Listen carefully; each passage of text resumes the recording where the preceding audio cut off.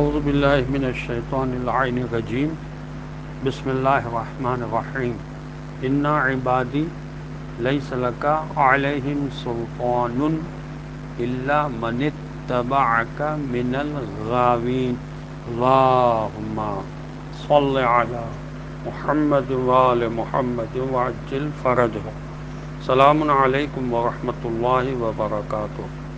اللہ تبارک و تعالیٰ کا شکر ہے کہ میں نے سورہ مبارکہ حجر جو قرآن مجید کا 15 نمبر کا سورہ ہے اس کی آیت نمبر 42 کی تلاوت کا شرف حاصل کیا، جس کا ترجمہ یہ ہے کہ جو میرے بندے ہیں ان پر یقیناً تیری بالادستی نہ ہوگی سوائے ان بہکے ہوئے لوگوں کے جو تیری پیروی کریں گے.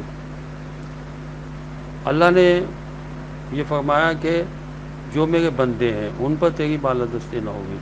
تیرے قابو میں وہ لوگ آئیں گے جو پہلے ہی بہک جانے کے لیے آمادہ ہیں، تو ان زمینوں میں اپنا بیج بوئے گا جو پہلے سے گمراہی کے لیے ہموار ہیں.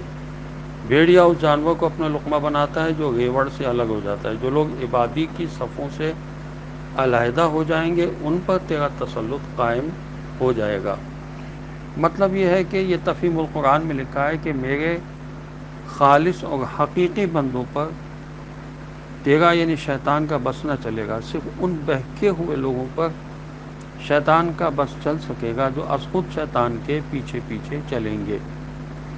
دوسرا مطلب یہ بھی ہو سکتا ہے کہ میرے تمام بندوں یعنی تمام انسانوں پر بھی تجھے کوئی اقتدار حاصل نہ ہوگا، تو انہیں بھی زبردستی گمراہ نہ کر سکے گا. البتہ وہ لوگ جو خود اپنی مرضی سے تیری پیروی کرنا چاہیں گے صرف انہیں تیرے راستے پر جانے کے لیے چھوڑ دیا جائے گا، انہیں زبردستی سیدھے راستے پر لانے کی کوشش نہیں کی جائے گی.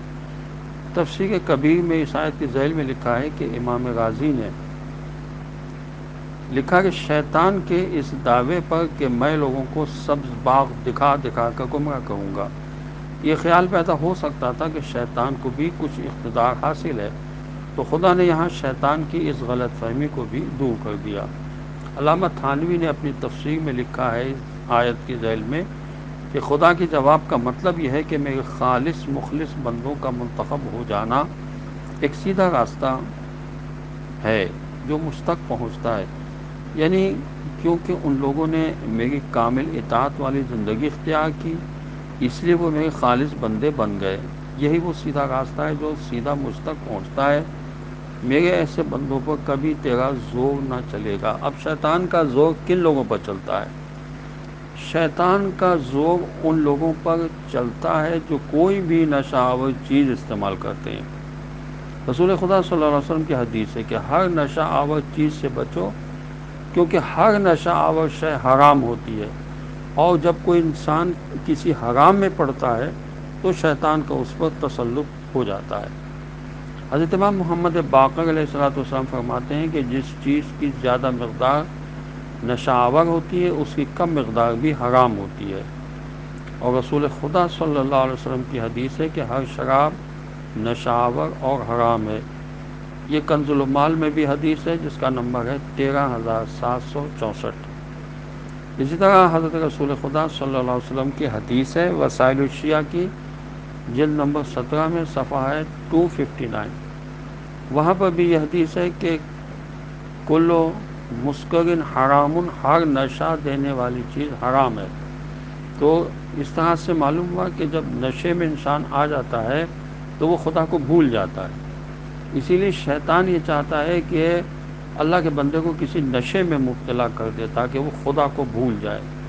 یہی وجہ ہے کہ شیطان کی باتوں میں جب انسان آتا ہے تو کبھی اس پر نیند کا نشہ طاری ہو جاتا ہے. صحیح ہے. یہی وجہ ہے کہ صبح کے وقت انسان کی فجر کے قریب آنکھ نہیں کھلتی ہے، اور اگر وہ ذرا سا اٹھتا بھی ہے تو شیطان اسے سلا دیتا ہے تھپکیاں دے دے کے. یہ لکھا ہوا ہے کہ شیطان اس کو تھپکیاں دیتا ہے اور کہتا ہے کہ ابھی تو بہت وقت ہے، تھوڑا اور آرام کر.